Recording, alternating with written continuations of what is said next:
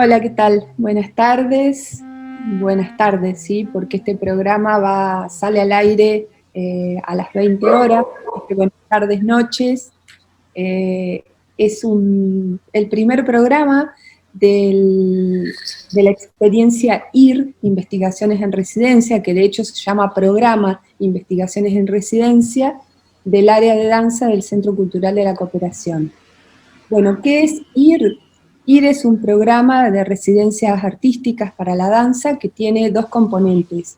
Una investigación teórica sobre la práctica, sobre la investigación práctica. Tiene esa particularidad, o sea, puede ser teórica y práctica o solamente teórica, ¿sí?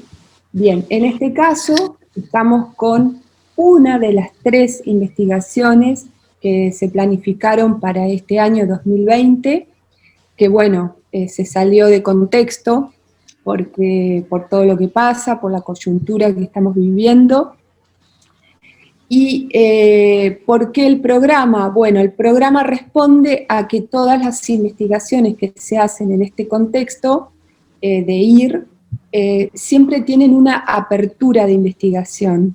Es una apertura en donde los investigadores, las investigadoras se reúnen en el centro cultural, invitan colegas, invitan gente y se habla de lo que se viene trabajando hasta el momento. También esa apertura prevé que pueda haber una instancia de muestra de lo que se está haciendo, no solamente, digamos, ponerlo en palabras, sino mostrar la experiencia, ¿no? Bueno, ninguna de esas dos cosas se pudo hacer este año, claramente. Entonces, la idea es hacerlo, digamos, llevarlo adelante de este modo.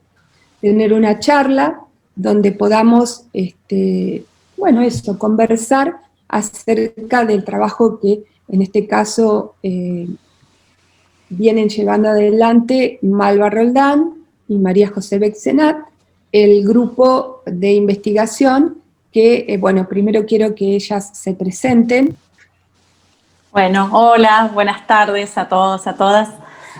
Bueno, yo soy Malva Roldán, vivo en Santa Rosa La Pampa, soy pampeana, y este proyecto, bueno, lo comenzamos hace unos 3 años atrás y hemos tenido la oportunidad de darle esta continuidad, ¿no? Así que súper agradecidas por eso y desde mi rol como danza terapeuta, también como psicóloga, es que se nutre el camino y el proceso que vamos desarrollando y también en un trabajo que va de un poco más de tiempo atrás, de larga data, junto a María José, bueno, que nos inquieta a seguir profundizando en este método creado por María Fuchs.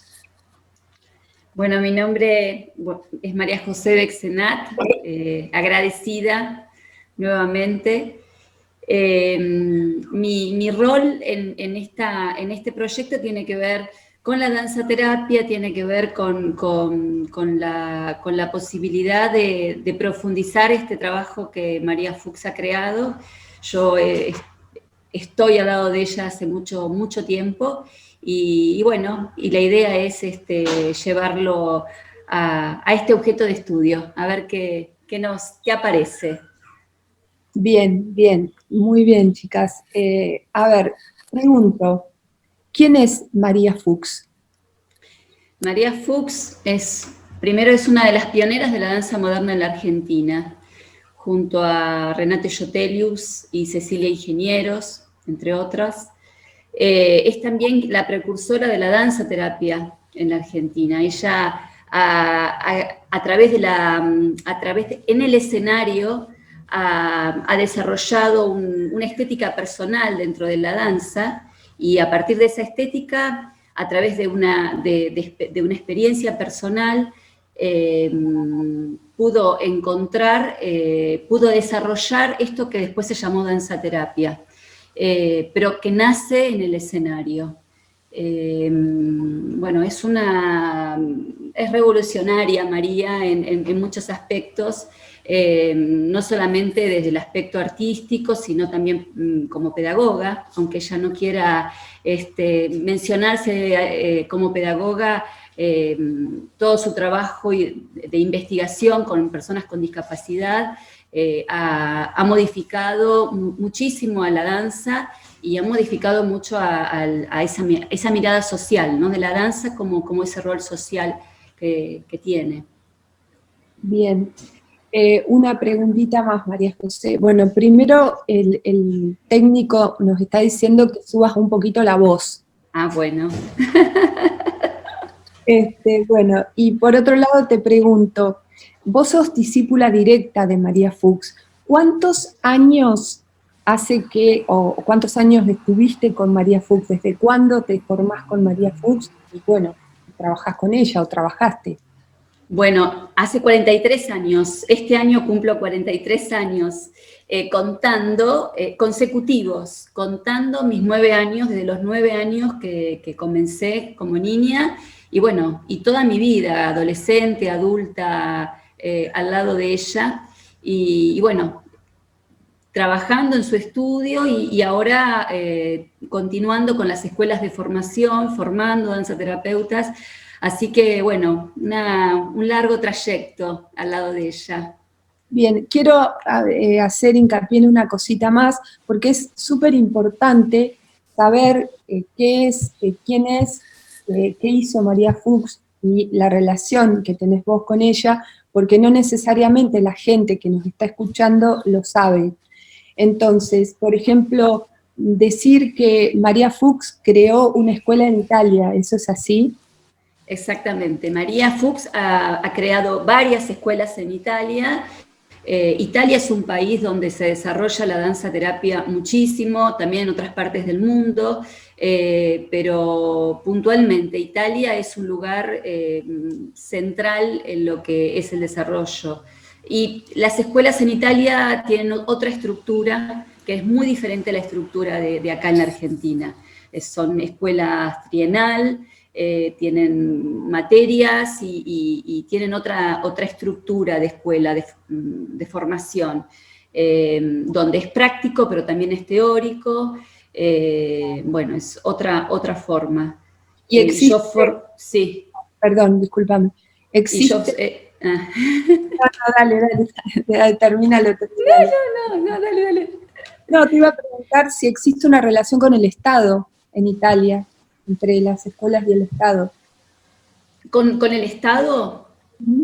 No, relación con el Estado no. Hay una relación con, por ejemplo, en la escuela donde yo formo parte, que es la escuela Risvegli María Fuchs, tienen un convenio con la parte de Lombardía, pero no con el Estado. Por ejemplo, la escuela de Risvegli es una fundación. Y bueno, en ese contexto es donde funciona la escuela de danzaterapia.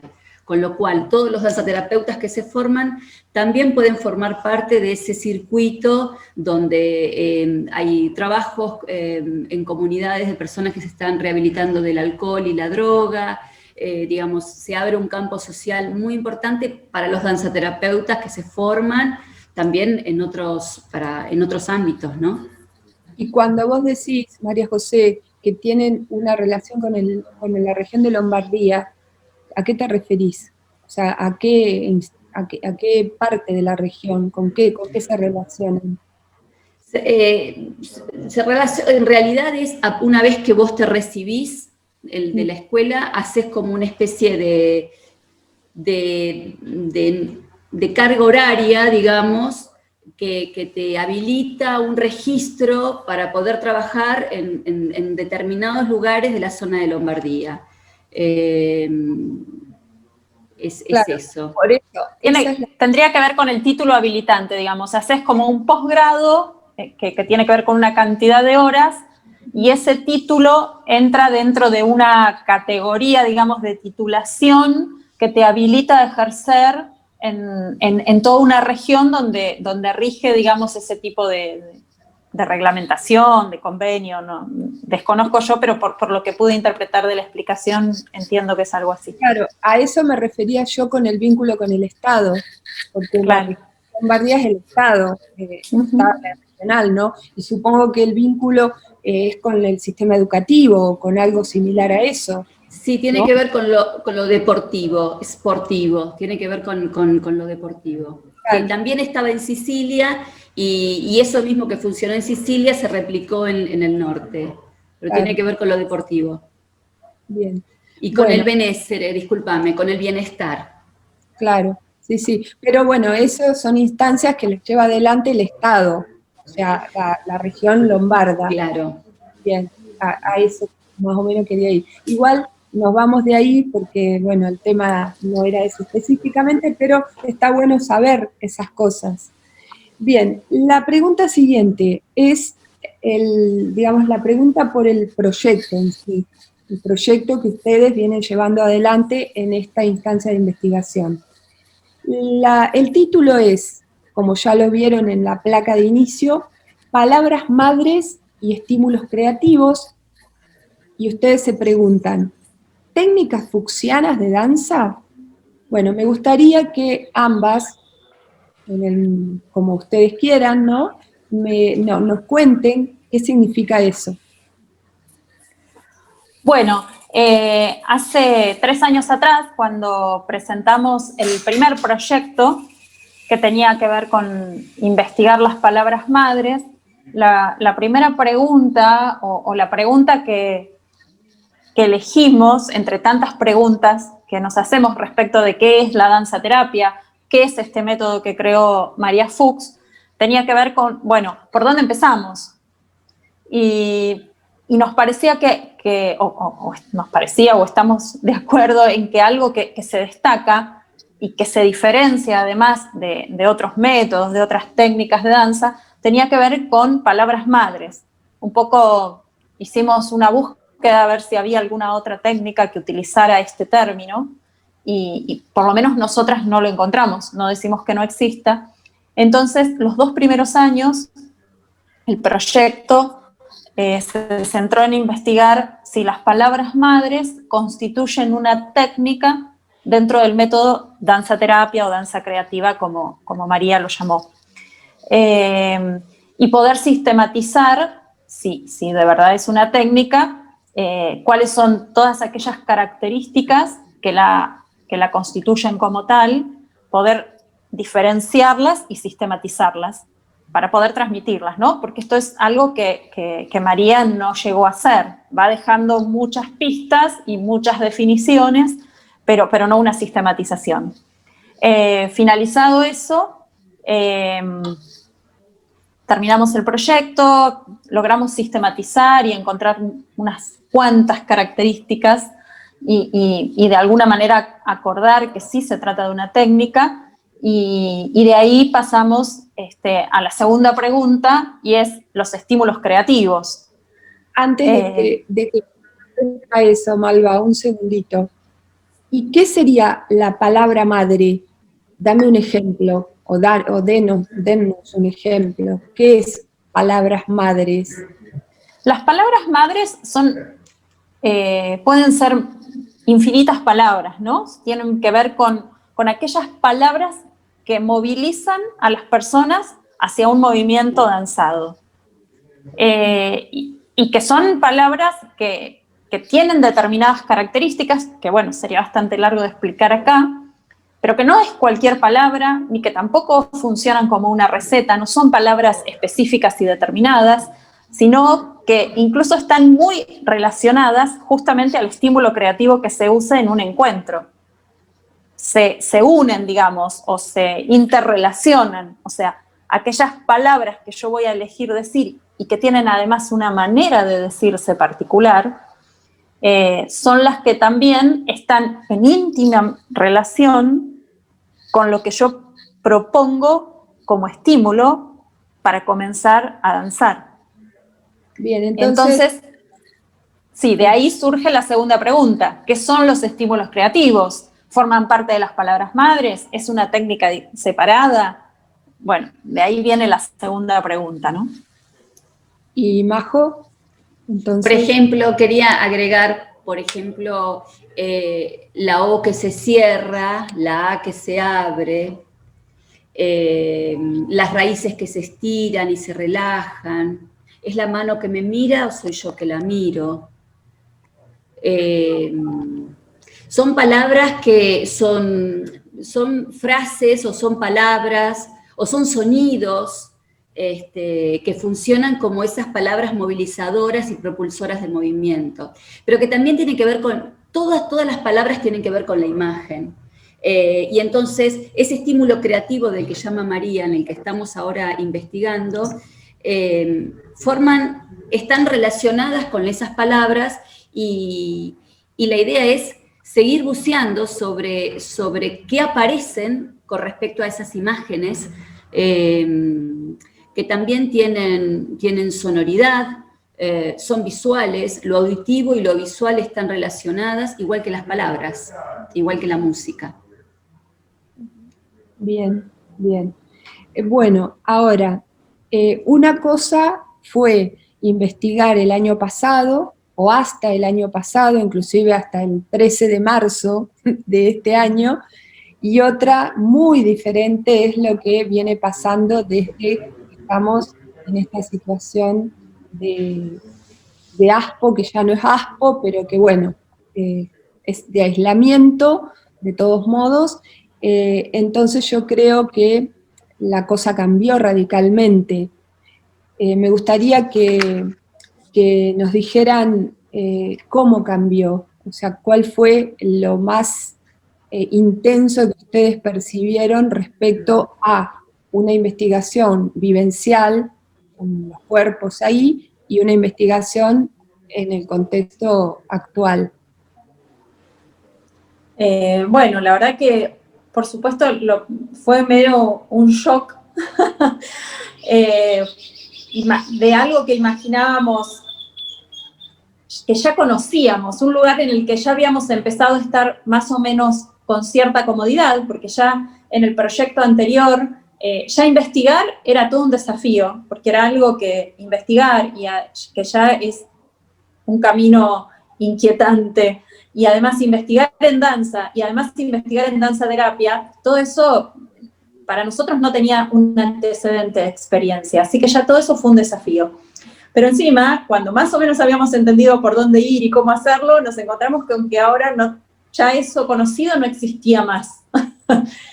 Que el grupo que seleccionamos a través de una convocatoria abierta, quedaron 17 personas, de las cuales a muchas nunca las habíamos visto, que nos teníamos que encontrar por primera vez con esas personas a través de esta virtualidad, que nosotras tampoco manejábamos mucho, más bien poco, y con bastante resistencia. Así que, bueno, ver qué hacíamos, pero además nos imaginábamos que esto iba a ser, bueno, estaremos un mes, 2 meses así, y después volveremos, en mi caso, viajar a Buenos Aires, volver a encontrarnos en el CCC, volver a transitar y habitar ese espacio, sentir los cuerpos ahí y todo lo que sucede. Bueno, obviamente estamos en noviembre y eso nunca sucedió y tuvimos que reinventar cómo encontrar la danza a través de la pantalla, básicamente, ¿no? Cómo a través del celular, casi como el protagonista, o sea, un aparato tecnológico, y a través de la cámara se volvió nuestra única herramienta, o la herramienta básica de la cual partir para volver a recuperar el cuerpo que danza, ¿no? Y el cuerpo poético también.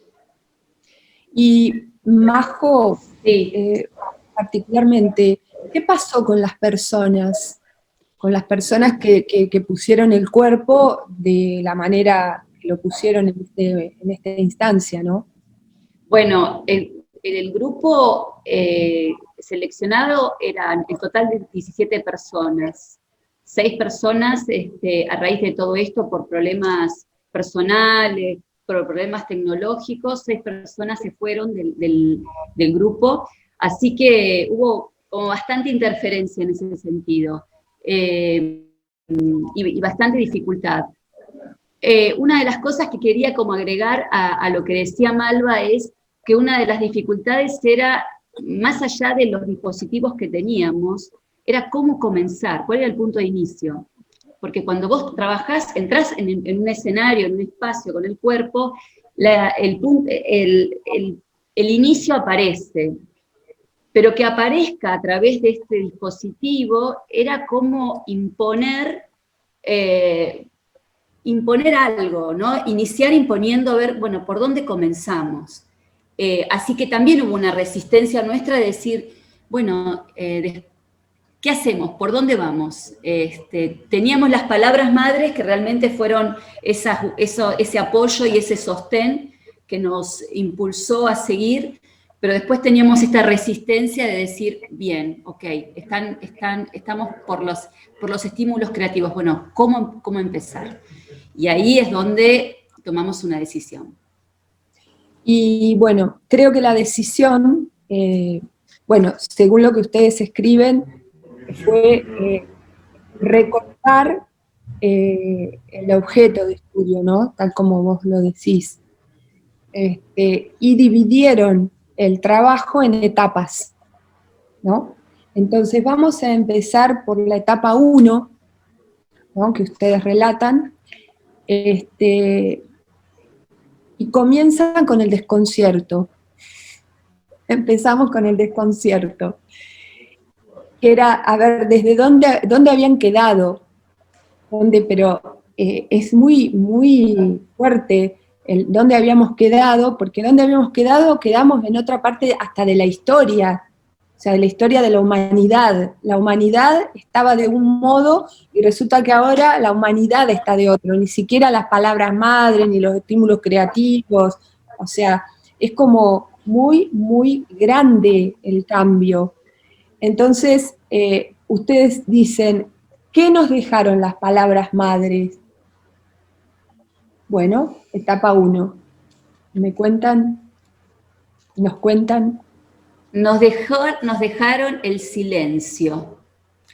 El silencio, esa es la matriz por donde derivan las palabras madres y por donde elegimos que derive también esta búsqueda hacia los estímulos creativos. Cuando te hablaba al principio de cómo empezar, por qué imagen comenzar, pensamos en la historia de María y volvimos otra vez al silencio, volvimos al Teatro del Pueblo, cuando María danza su primera obra danzada en silencio, que es La Última Hoja, en el año 1942, estuve ahí, tenía 20 años María, y ahí con esa imagen comenzamos. Era el mes de abril, más o menos que comenzamos, otoño, y María esta danza la piensa también en otoño. Lo digo porque tiene que ver con el contexto. Y ella estaba viajando en tranvía, de que ella vivía en Liniers, iba a su clase de danza y vio un árbol desnudo con una rama y una hoja que estaba luchando, tratando de sostenerse. Y anoté una frase: bailar la lucha de esa hoja suspendida, bailar la lucha de esa hoja suspendida. Y de alguna manera creo que la intención que tuvimos de iniciar con esa imagen era un poco lo que estábamos viviendo nosotros desde la pandemia, ¿no? Estamos bailando la lucha de esa hoja suspendida, ¿no? Para no caernos. Así que fue como una cosa media como intuitiva de tomar del silencio que ya viene de las palabras madres y continuar en el silencio. Majo, eso sería un estímulo creativo. Exactamente, exactamente, exactamente. Exactamente, por eso que los detalles de cómo el contexto, el otoño, esa frase, todo hace a ese estímulo creativo, exacto. Y ahí viene otra cosa que está de la mano de todo esto que estás diciendo, que seguramente ustedes fueron guiando a la gente hacia buscar el estímulo y apareció la mano. Apareció que toca la mano cuando se mueve, el espacio alrededor o el espacio toca la mano. Yo, digamos, mi mano toca el espacio o el espacio toca mi mano. Bien, me gustaría si podemos ver el video que se creó, que seguramente es un video de entre los muchos que deben haber surgido y que ustedes eligieron. Y bueno,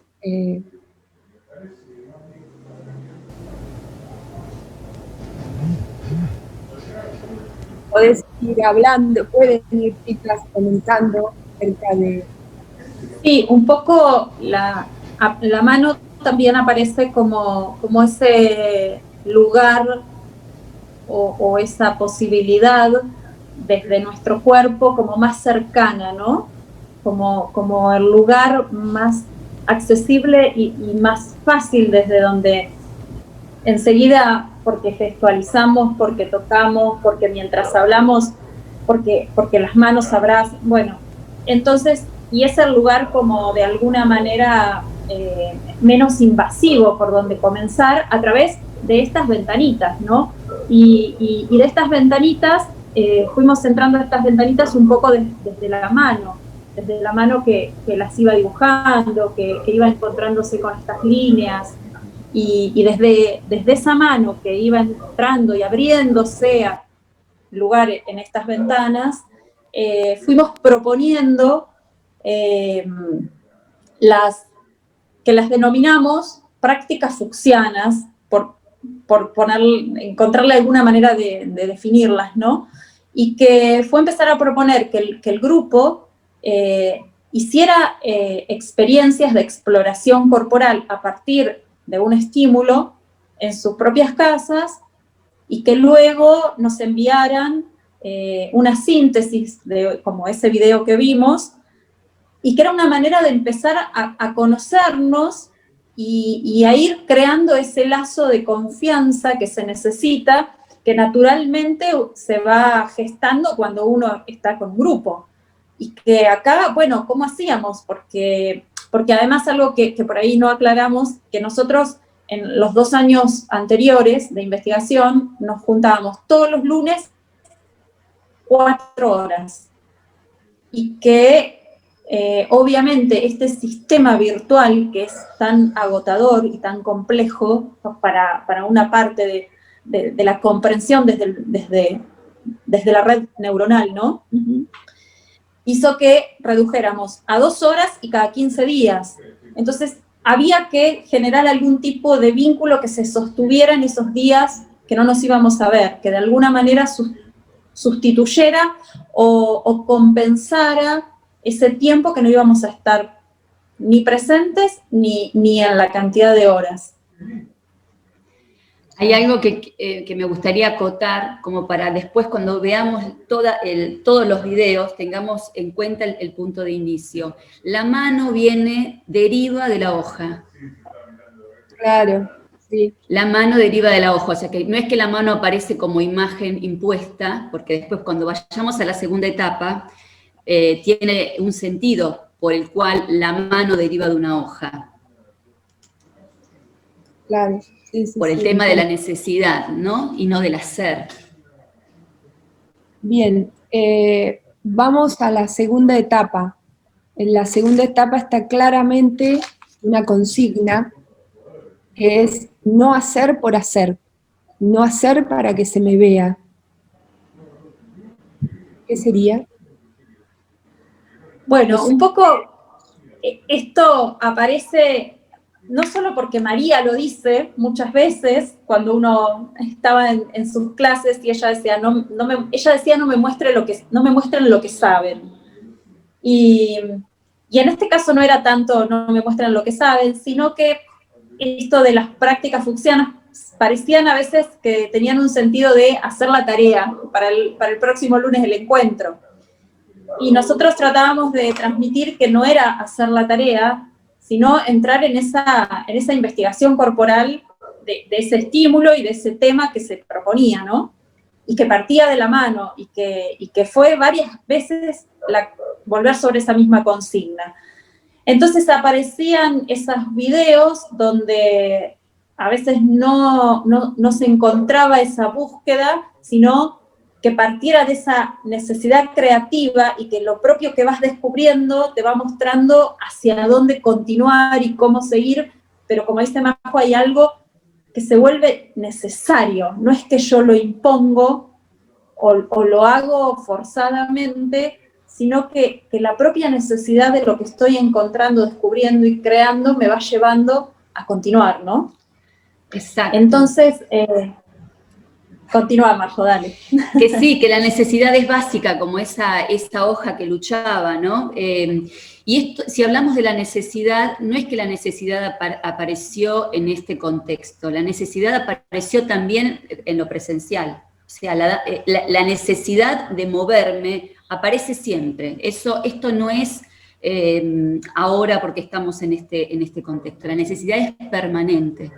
Cuando se mueve desde el hacer y desde la necesidad, son dos formas diferentes de encarar o de abordar el movimiento, ¿no?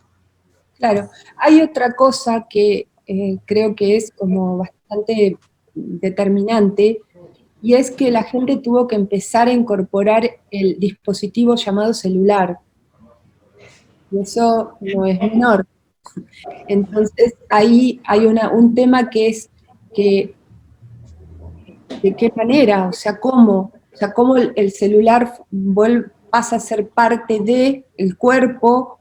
Y ahí hay algo hay otro video, eh, que incorpora el cielo, la naturaleza, y a mí me gustaría, además de verlo, ¿por qué? ¿Por qué eligieron ese y no otro?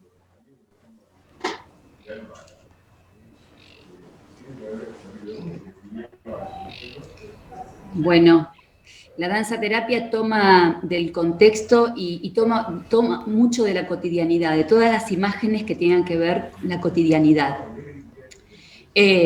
Para la danza terapia, todos estos elementos que estamos observando, el cielo, las nubes, las formas, el color, el árbol, las hojas, son todas imágenes, son palabras que después en la estructura, en la forma en que se dan, son propulsoras de movimiento. Entonces, el celular es...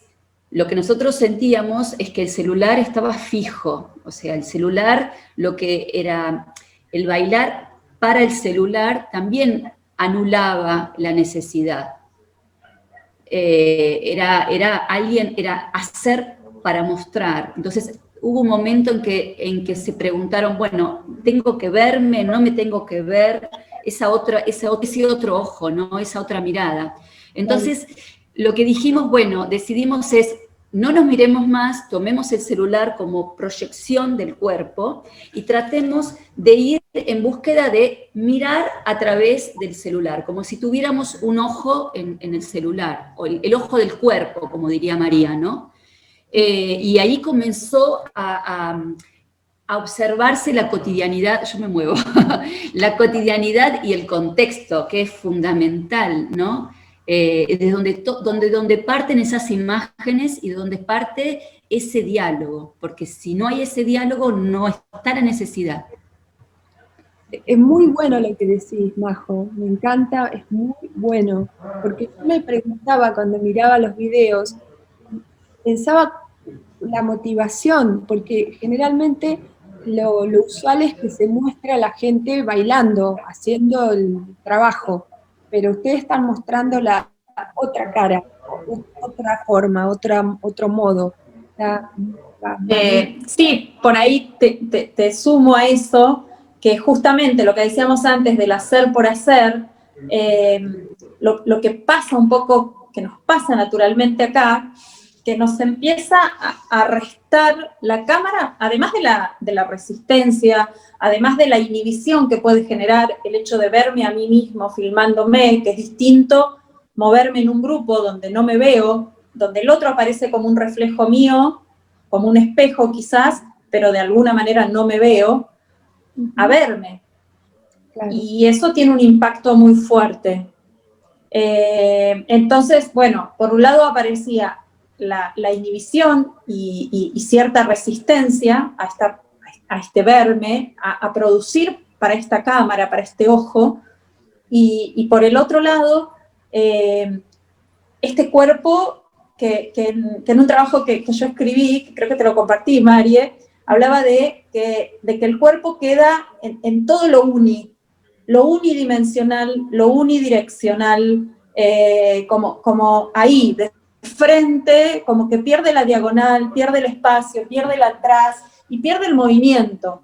Entonces fue un poco salir del cuerpo en tanto mirado, para que sea el cuerpo el que conecte con el espacio, ¿no? Con el entorno, para que sea el cuerpo a través del celular, pero que el celular es mi cuerpo, de alguna manera poder hacer ese juego, para que justamente el celular o la cámara no me condicione, sino sea yo quien lo intervengo, ¿no? O lo hago mirar lo que mi cuerpo necesita creativamente. Sí. Así que un poco ese fue el trabajo que nos llevó varios meses. Y ahí se resaltaron las imágenes. Ahí tomaron dimensión y nitidez las imágenes. Bien, etapa 3. Etapa 3, bueno, seguimos con algo que es tomar y descartar lo que excede, descartar eso que hace perder la idea inicial, ¿sí? O que impide profundizar en esa idea. Preguntas como, ¿qué me mueve de eso que me está llamando y entra en diálogo conmigo? O sea, la hoja, ¿no? La hoja, ese estímulo creativo, hacia dónde llevo yo mi cuerpo a través de ese estímulo creativo. ¿Qué tomo de eso? Porque no puedo tomar todo, o sea, tengo que hacer un recorte. Entonces, ahí viene a la síntesis del estímulo creativo. Elegir, o sea, ustedes dicen elegir es renunciar, elegir es descartar, eso es así en todo. Entonces, ¿hacia dónde las lleva eso? ¿Me pueden decir? Sí, bueno, es interesante porque cuando María habla de bailar la lucha de esa hoja suspendida, ella se relaciona con esa hoja como si fuera ella la hoja.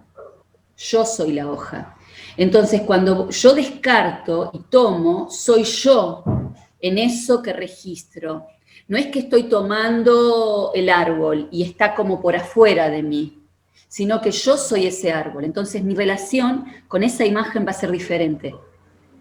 Entonces, lo que descarto y lo que tomo también tiene que ver, bueno, de todo ese contexto del cielo y los árboles y las hojas, bueno, ¿qué tomo de todo eso que entra en diálogo conmigo, que me moviliza, que hay algo de eso que me está llamando para que yo siga por ese lado? Y es por ese lado que vamos como circunscribiendo en relación a la necesidad y al ser yo dentro de eso que elijo y que al mismo tiempo descarto. Sí. Hay algo acá que a mí me parece que es como revelador de eso que estás diciendo, o por lo menos que lo sintetiza, que es cuando ustedes dicen que alguien pudo focalizar en algo que no revela la forma hasta el final. Y me gustaría ver el video que sigue, que lo veamos, ¿no? Porque me parece como que es muy bueno esa idea, ¿no? Si me la pueden ampliar.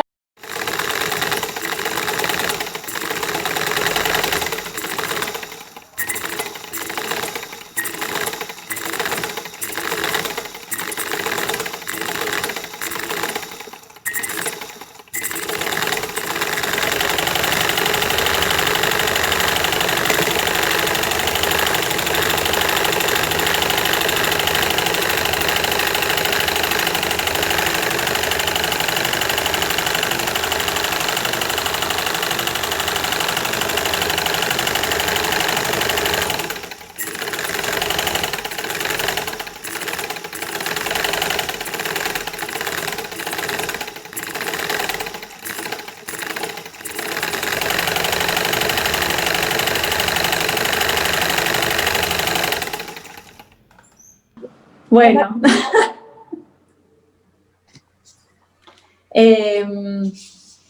creo que esa experiencia fue muy interesante. para nosotros también fue, para este encuentro de hoy, también qué elegir y qué descartar, ¿no? Porque cada uno de los integrantes hizo su propia búsqueda, ¿no? Y bueno, pero elegimos este por la particularidad que tiene, ¿no? Y por esto que justamente vos mencionabas antes, que no se revela hasta el final de qué se trata, y porque además contenía en sí mismo muchos aspectos que María Fuchs toma en el desarrollo de su método. El ritmo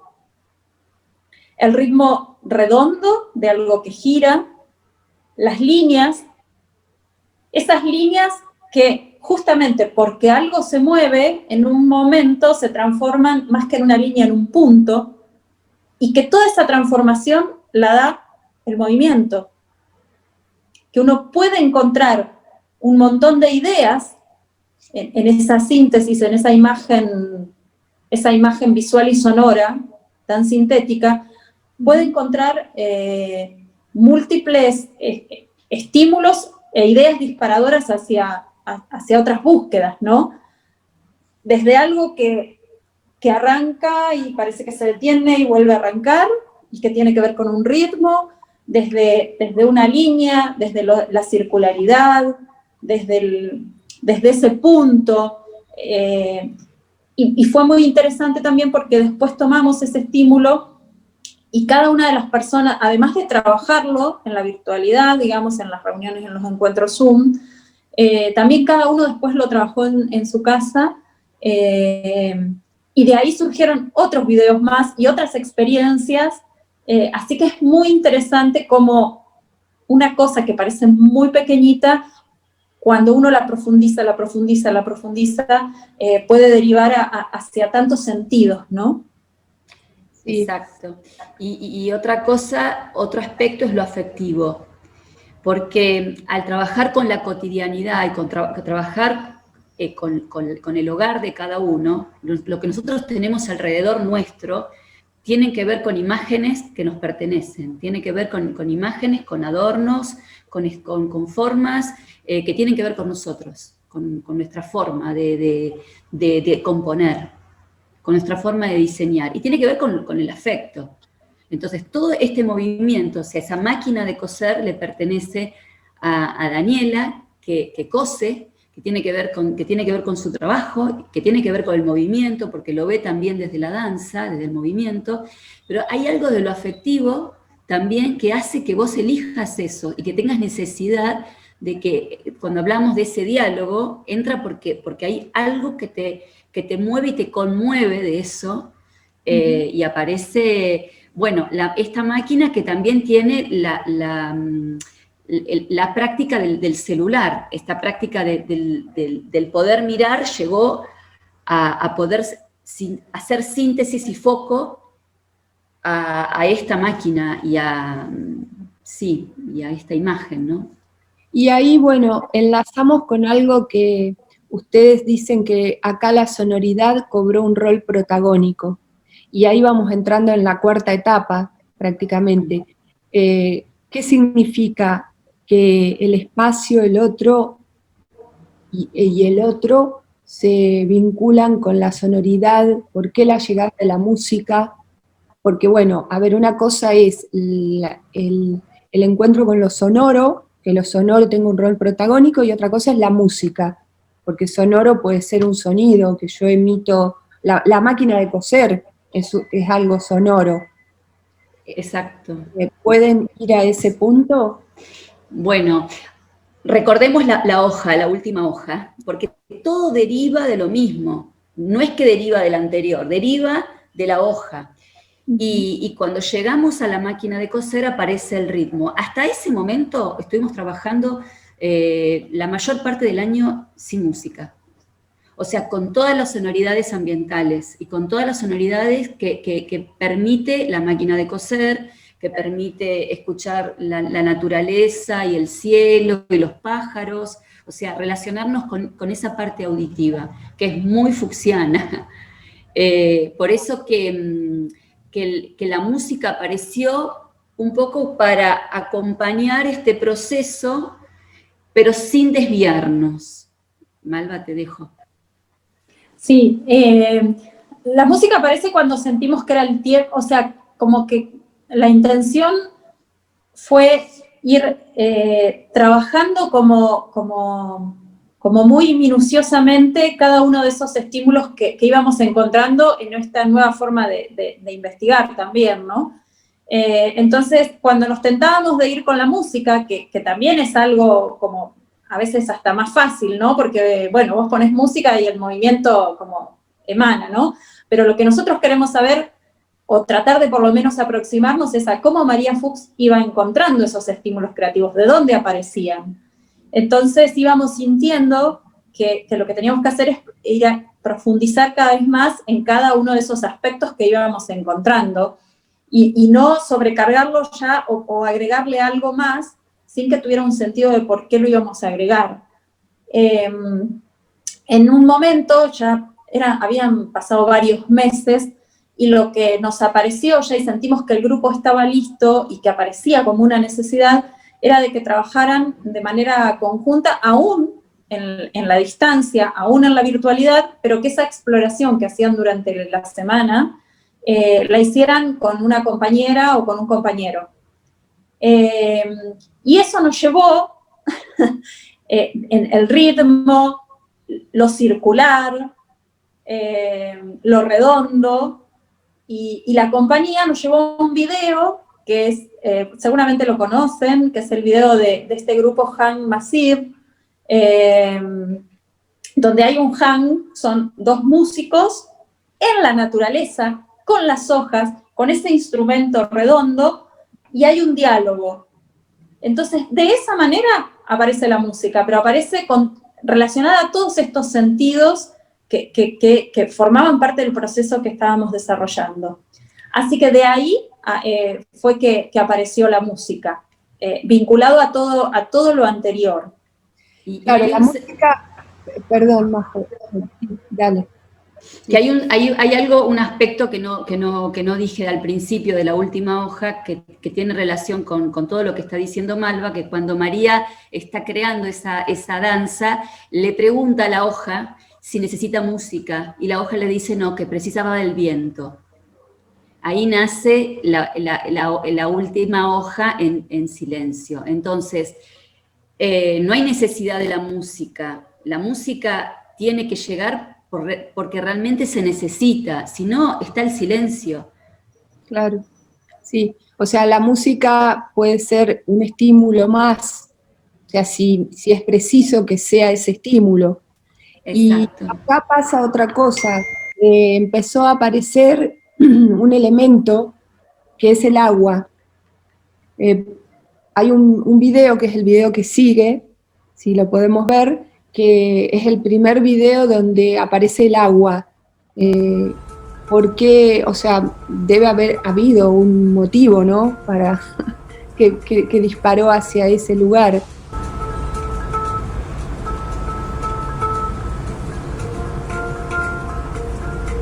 Bueno, ahí sí, esa es la música de la que estábamos hablando, la música de ambos hang,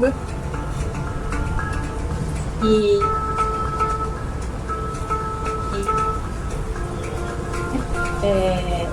la llevó a encontrar la música.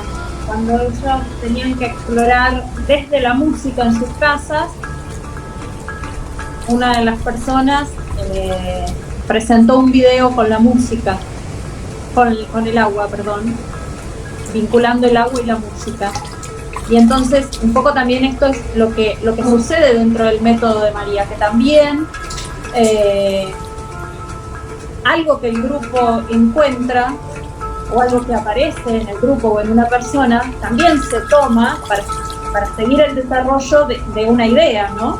Que se planteó desde el comienzo de un encuentro, por ejemplo. Entonces, esto que encuentra el grupo, a partir de la música que nosotros proponemos como estímulo, lo que el grupo encuentra es el agua. Y lo que nosotros hacemos es después que cada uno explorara la relación entre esa música, la mano del comienzo y el agua.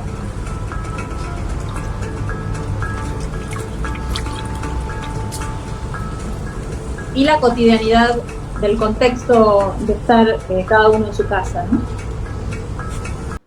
Bien, y después entra algo más, que es la importancia de la voz. ¿Qué significa la importancia de la voz que dice y que más allá de lo que dice es cómo lo dice? Sí, en un momento de tanta pantalla, de tanto visual, decidimos cerrar esas ventanas, porque ya hablábamos de ventanas, justamente para seguir con el lenguaje y las terminologías fucsianas, ¿no? Estas ventanas, cerramos las ventanas para hacer todo un trabajo de exploración a través de la palabra, de las palabras madres, con una música.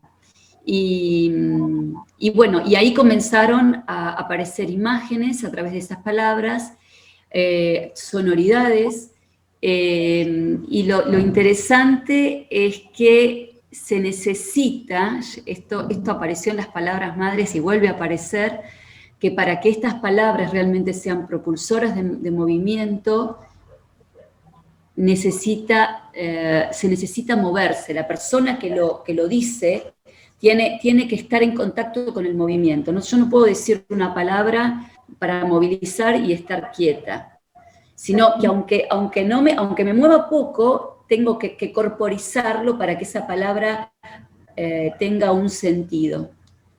Fue muy interesante porque se logró por primera vez en esa experiencia un momento de mucha emoción, que no había pasado en otros momentos, el cerrar las ventanas, el anular la visión y despertar y amplificar lo auditivo, porque durante toda la investigación está toda esta combinación, lo auditivo y lo visual, como a veces van unidos y a veces se anula, y entonces se amplifica aún más esa imagen. Y lo que se amplificó es justamente la palabra, y se amplificó, sí, las imágenes y todo un aspecto emotivo con respecto a lo que nos iba movilizando. Me gustaría que veamos el último video, el otro que también está relacionado con el agua y con cuencos, y sigue el trabajo con las manos. Y mientras va sucediendo el video, me encantaría que nos cuenten cómo interactuaban los participantes con esto, porque es obvio que ustedes tienen, digamos, una serie de pautas, pero quiero saber si las personas que participan modificaron las pautas, si ustedes modificaron ideas que tenían porque los participantes, digamos, se involucraron con eso y ustedes vieron que era mejor ir hacia donde iba la persona que decía tal o cual cosa. ¿Se entiende lo que digo? ¿Cómo Sí. injerencia de los participantes en esto? Bueno, creo que esa misma respuesta que ellos van dando a lo que nosotros proponemos, y la posibilidad de estar flexibles y con una escucha muy abierta a eso, y permanentemente volver a nuestro objeto de estudio, pero también con la escucha abierta, nos fue marcando estas 4 etapas que para nada las teníamos pensadas. De ninguna manera estas 4 etapas estaban pautadas, porque de hecho nunca nos imaginábamos que íbamos a pasar todo el año de esta manera. Y estas 4 etapas, para mí fue muy interesante verlas ahora, así como etapas, porque dan cuenta de eso, de lo que fue pasando a nivel de proceso grupal, y cómo lo que pasaba con el grupo, lo que nos pasaba a nosotras, se iba transformando todo el tiempo, se retroalimentaba eso permanentemente.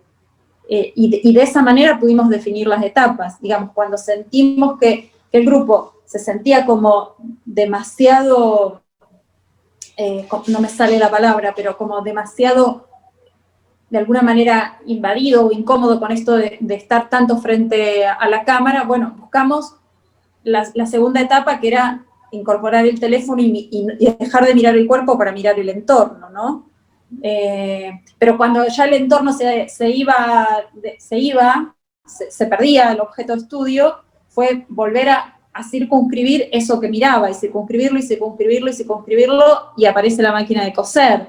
Y eso otra vez nos vuelve a cambiar, porque hay algo que uno obviamente no sabe, y entonces, ¿qué hacemos con esto que aparece? ¿No? Bien, eso es un poco...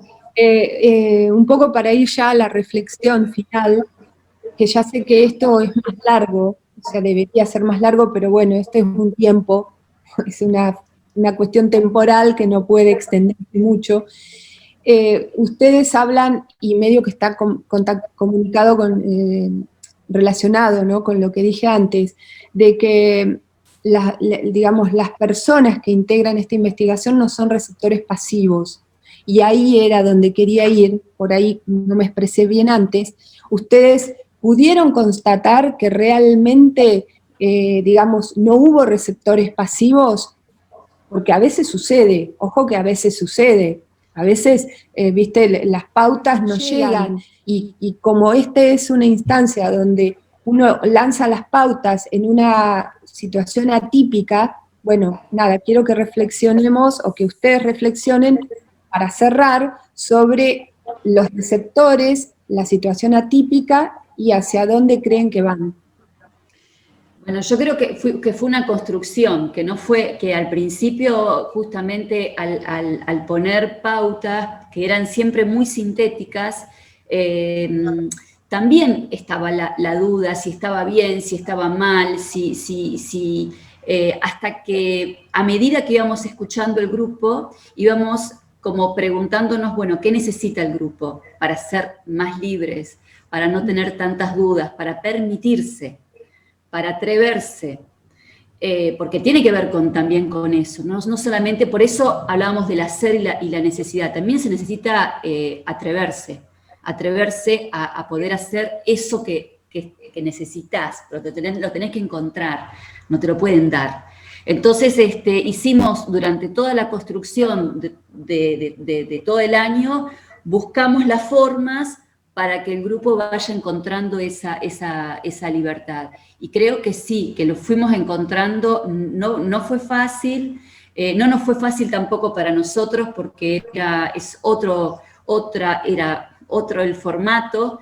La libertad no la podíamos encontrar solamente a través de pautas. Por eso que creamos esto de prácticas fucsianas, porque es un modo de llamar a esta forma. Y bueno, y apareció la máquina de coser, y apareció el agua, y no tuvimos que agregar, sino que todo fue una hermosa derivación. Y eso es lo poético, poder sostener la derivación desde el comienzo hasta el final. ¿Y hacia dónde creen que van? ¿Hacia dónde vamos? Con esta instancia. Sí, bueno, creo que vamos hacia poder también, como logramos sistematizar las palabras madres, también encontrar esa sistematización de qué son los estímulos creativos. Vamos encontrando que hay características que comparten ambos. Como decía Majo hoy, hay algo que encontramos en las palabras madres, y que María dice que las palabras tienen que estar vivas en el cuerpo de quien las da. O que las palabras se mueven mientras se las dice, ¿no? Son dos características. Y más o menos lo mismo pasa con el estímulo creativo, ¿no? Tiene que tener determinadas características que surjan justamente de cuerpos que no sean pasivos. Y el gran desafío, y hacia dónde vamos, es seguir nutriéndonos de estas técnicas y de este método, para llevar esos cuerpos, que es un poco el objetivo que María se proponía, a que no sean receptores pasivos o repetidores de una forma de moverse, sino que puedan encontrar la propia manera de decir esa idea que se propone, ¿no? o de sentirla, o de vivirla, o de expresarla. Entonces, creo que, no sé si contestamos tu pregunta, pero es a intentar que cada vez sean menos pasivos los cuerpos. Creo que sí. Además, creo que lo que están haciendo es producir conocimiento a través de la danza, o sea, sabiendo que la danza es arte, la danza es salud, la danza es muchísimas cosas, y pueden, digamos, darle una vuelta de tuerca al trabajo inmenso que hizo María Fuchs hasta un punto, y que a mí particularmente me parece que hacer este trabajo va a enriquecer infinitamente lo otro, o sea, infinitamente, y va a hacer que ese legado tenga una, digamos, pueda ir hacia una sistematización de cara al siglo XXI, donde hay otras cosas y otras personas. Hay algo que Majo siempre lo dice, y es la vigencia que tiene el método, la actualidad que tiene el método, porque puede dialogar con cualquier momento de la historia, ¿no? Pensemos los años de María. Y creo que 98. Está a punto de cumplir 99 el 2 de enero. Bueno, sí. Feliz cumpleaños, María, adelantado. Bueno, totalmente. Chicas, tenemos que cortar aquí, lo lamento, pero yo les agradezco infinitamente, es un placer, se nos pasó volando, y bueno, qué decir, sigan trabajando, sigamos trabajando para visibilizar a las personas grandes de la danza que tiene la Argentina, y bueno, y ustedes poner lo suyo, que no es menor. Así que muchas gracias, espero que sigan bien, y gracias a quienes están escuchando, que bueno, agradecidísimos porque se interesen en los devenires de la danza. Gracias. Bueno, para nosotros es agradecer muchísimo a vos, por supuesto, al Centro Cultural de la Cooperación, por facilitar estos espacios, al grupo maravilloso que nuevamente hemos conformado, por toda la enorme disponibilidad y predisposición para atreverse a todo esto. Y bueno, y por supuesto a Majo por ser nuevamente compañera de esta aventura, y a María Fuchs, por supuesto, también. Bueno, entonces nos vemos el próximo viernes con otra investigación, con otra pata de la historia, con un coreógrafo que es Gustavo Friedenberg. Gracias.